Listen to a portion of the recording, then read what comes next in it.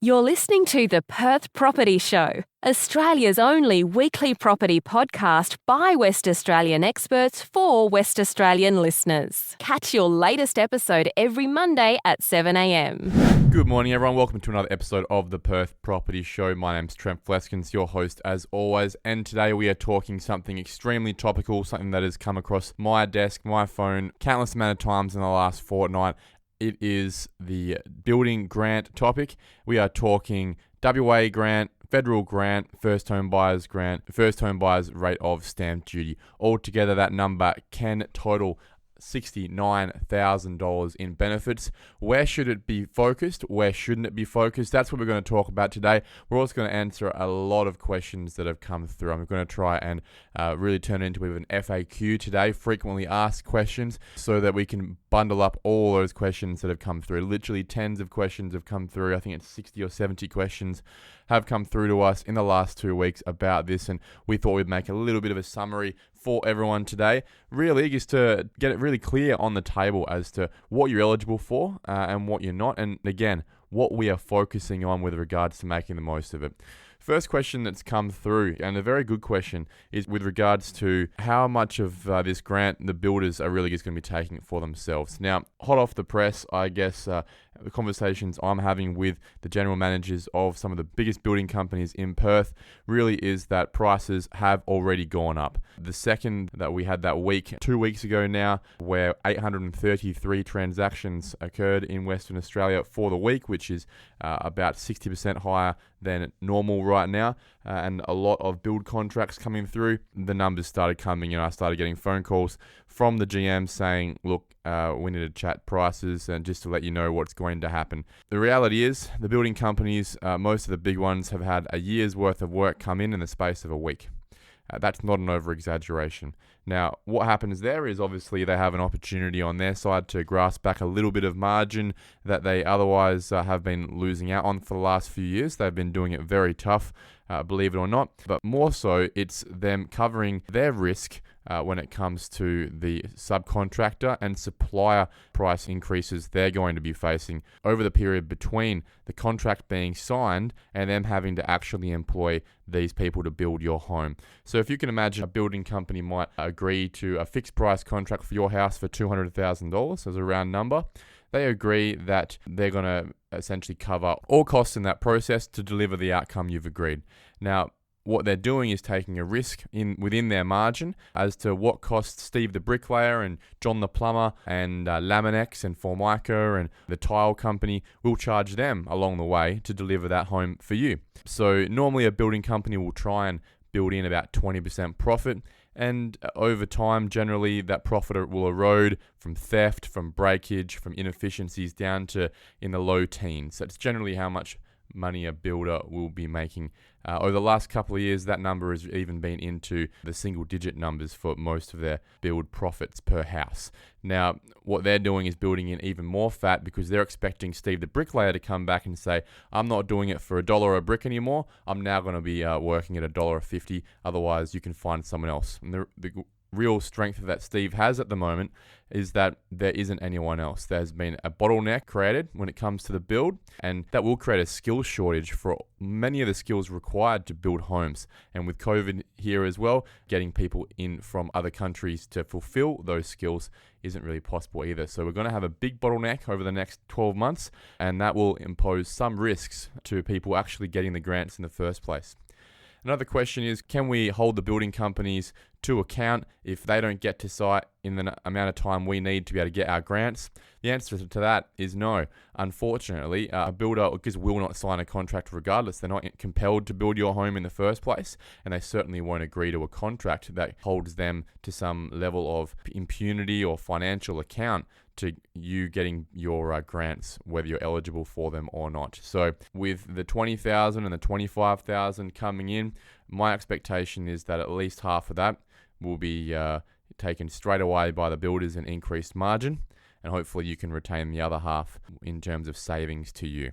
Now, let's go over some of the actual criteria, the eligibility, and I want to list this just in a comparison between the federal home builder grant and the West Australian building bonus. Now, people can have both. Let's talk about whether you may or may not be eligible. Firstly, let's talk citizenship.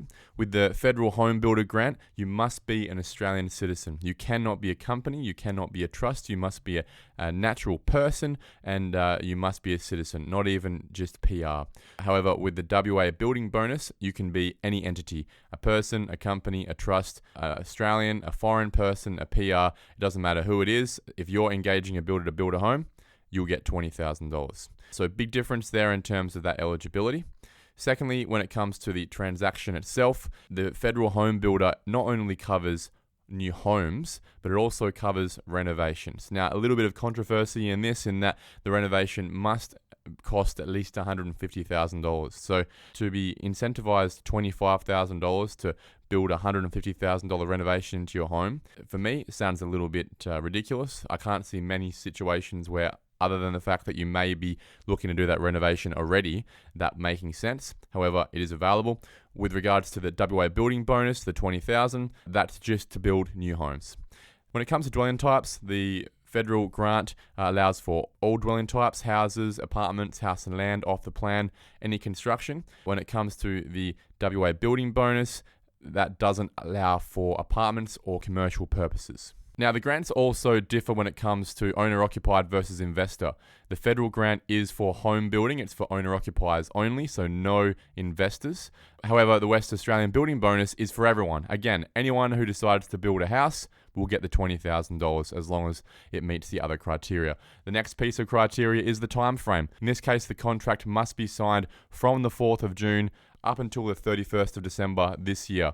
Now, make that very clear. The contract must be signed in that time. Not just the quote, not just the initial quote, but the fixed priced HIA contract must be signed. You don't need to start building in that time. This is where that differs. With the federal grant, you must start building within 3 months of the contract being signed. So at the very latest, you could have signed the contract on the 31st of December, and you must start building by the 31st of March 2021. With the WA Building Bonus, you've got 6 months. So at the very latest, the last grant will be paid to someone who builds on the 30th of June next year. When it comes to income threshold, the Federal Home Builder Grant is pretty strict. You must be making no more than $125,000 as a single, or if you're a couple, you must be making no more than $200,000. Now, if you're a couple, that means one person could make 180, one person could make 10, and you would therefore qualify. Now, that's based on your 2018-19 tax return. If that was too high, but your 2019-20 tax return was lower, you can use that one instead. So a bit of flexibility there. Now, when it comes to the WA Building Bonus, there are no thresholds, there are no parameters. Again, you could be a millionaire and you will still get the $20,000 per house. Now, when it comes to the value of the property, it again differs. The federal grant is for new home builds where the house and land together can be valued at no more than $750,000. So if you bought a piece of land for $300,000, your build could be no more than $450,000. If it is, it won't get the grant. And again, with the WA Building Bonus, there are no criteria. You can build a $5 million house, you will still get $20,000. On top of that, the federal grant allows for knockdowns. So if you already own the property or you're looking to knock down a property and rebuild, that value of the existing property plus the new build can be no more than 1.5 mil. This doesn't include things like pools, sheds, or granny flats, so you can strip those out of the build contract. Now, the big question a lot of people have been asking me is, and I think the expectation from a lot of people is that this cash, these grants, can be used as your deposit for the purchase of the land and the deposit for your build, as if it's one big package. Unfortunately, the machinations of the way that you purchase a house and land package is that you still have to purchase the land.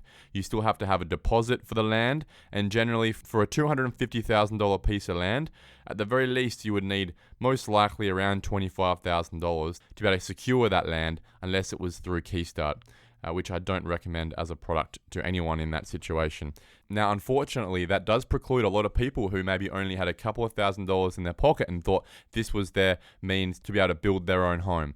Now, the first question I would ask you is, if you weren't in a financial position beforehand to build your own home and take on that much debt, it might not be the best decision just with some free money. Regardless, this money cannot be used as a deposit towards land. So generally, you will not be able to go down that path. So if you've gone to a land estate and a sales agent has sold you or pre-sold you a piece of land and got you in to build a new home, you definitely should be asking the question, can I actually afford this? Will I actually get the grant? Because you don't want to be wasting your time or their time when push comes to shove and you can't settle on the land that you're looking to build on. Now, another question we have is the timing of that payment of the grant. Does it go straight to us or does it go to the builder? How does it get paid and when? Now, in both situations, it's going to be paid by the Office of State Revenue, which normally deals with stamp duty and the first home buyer's grant. It will be paid directly to you when your first progress payment is to be paid. So when your slab is poured and the builder sends you their first invoice, which might be for $20,000 or $30,000, you would send that invoice in. You would then prove that you're about to pay it, and the Office of State Revenue will pay you the $25,000 and or the $20,000 at that situation, and you can use that money towards your security. And that seems to be what the banks will allow you to lend for. As I said, they're not going to be allowing you to use that as a deposit for the land, but they will allow you to use it as a deposit for the build contract. So as long as you can afford to pay for the land up front, in terms of getting a loan for that with your deposit, you can then use the 20, the 25, the 10, and the stamp duty reduction at build time. And just to be clear, that these are all grants that can stack onto each other. Someone who is a first home buyer purchasing a piece of land for less than $300,000, who has a house and land contract that is worth less than $750,000, who makes $125,000 or less as a single or $200,000 or less as a couple, most likely will be availed up to $69,000 in grants and stamp duty reductions. That is a massive bonus for a lot of people, and I would suggest that this is most relevant to people who were already looking to build. Now, if you weren't in a position to build a month ago, I would suggest you take your time to figure out whether this is the right thing for you. Just because you could build doesn't mean you should. I would really implore everyone out there who is thinking about using these grants to first check whether the actual cost of buying a piece of land, which has gone up drastically in the last 2 weeks with increase in demand for land, plus the cost of your new build, which has gone up drastically over the last couple of weeks as well, will be more or less than the cost of an existing established house down the road in that same suburb. If it is significantly more, you have to ask yourself whether you're actually getting value for money and whether you're actually going to be making a good financial decision. Now, that's on the owner-occupied side. On the investor side, I will make it very clear that this is something that people that are taking this grant up, and more specifically the West Australian Building Bonus Grant, they need to focus on using this grant as a de-risker, as a buffer zone, and not as something to be taken advantage of, because the reality is, over the next few months, building contracts will continue to increase in price up to a point where a lot of that grant will have been used up by the builder's margins and the supplier's margins. So if you're already looking at going through an investment build or a development build, use this $20,000, $40,000, $60,000, $80,000 at being $20,000 per house that you're building as a buffer, as something to de-risk your project. Certainly don't use it as something to try and get to make the project itself viable. If it wasn't viable before the grants came in, it certainly isn't an option that you should be taking now. Now, the next question that's come across my desk quite a lot is, if we have decided to use this grant, how should we be using it and where? And how should we not be using it? Now, I'll make this very clear. I'm not a fan of house and land packages out in the fringes of Perth. The data does prove there is a massive oversupply of properties there already, and the highest levels of mortgage stress in Australia already. This is not somewhere where you want to be investing your money in the first place. So for everyone that comes to me suggesting that they're going to be looking at a house and land package somewhere in Alkimos or Yanchep or Ellenbrook or Baldivis, I've done everything I can to suggest to them, how about you look for a similarly priced piece of land in a similar size somewhere much closer to the city. If you're looking in the northern suburbs, why not look in somewhere like Heathridge or Belden or Craigie or Padbury? If you're looking in the east, why not look in Morley or Naranda or Bassendean? If you're looking in the south, How about Coolbellup? How about Hamilton Hill or Spearwood? These are all places where there is still land available. There is still land available at fairly reasonable prices under the first home buyer's threshold of $300,000, and they'll allow you to a much better fundamental for growth in areas that have much lower loan-to-value ratios and much lower mortgage stress risk. Now, another factor for you would be to also attempt not to spend too much on that build. Just because you might be getting $20,000 or $45,000 or $55,000 in free cash from the government doesn't mean you should be using that money to overcapitalize on your property. If you're looking to build a property in somewhere like Heathridge, for example, where the median house price is in the low 400s, you are at a high level of risk of overcapitalizing. If your land cost is $300,000 and the build cost you end up achieving is about $300,000 as well, a property that you've paid for that costs $600,000 will be one of the most expensive properties in Heathridge and could be hard to sell in the future at that price if you're looking to move. So really just make sure that you're always asking yourself, just because we could doesn't mean we should. Always do the numbers to make sure we're not overcapitalizing on the house, and we're not just doing this to be able to get free money, because at the end of the day, the stats are starting to prove already that a lot of that free money, if I can call it that, is going towards the builders and the builders' suppliers and not actually going to end up in your pocket. I hope that that gives you some level of prudence today, some level of guidance. And if you've got any other questions when it comes to should I, where should I, how should I, when should I, what are the time frames, and can I afford to get this done, please do send through as many questions as you have to inquiries at perthpropertyshow.com.au, and we'll do our best to answer all those questions. For now, the reality is the vacant land market is extremely tight. Properties that have been on the market for over a year have sold in the space of a week, $50,000 more than they couldn't sell it for 365 days up until June 4th. So it's an interesting time right now. Not only has land prices jumped, supply of land in existing suburbs has fallen to record lows for the last few years, and build contracts are increasing. So if you are looking at getting in, I would suggest you either have that piece of land already, or possibly even wait for a lot of those pieces of land that have been snapped up under offer to come back on the market as people who are a little bit over exuberant in putting offers in without actually having finance, giving those back in the next 30 days. So if you haven't found a piece of land right now and you definitely want to build, don't be too disheartened. My thoughts are that there will be a lot of vacant land coming back on the market in the next 30 days, and also still a lot of sellers who haven't gotten off their butts yet and haven't listed that piece of vacant land they've been sitting on for years as well. So there will be still a good supply of land coming through for those people looking to make smart decisions.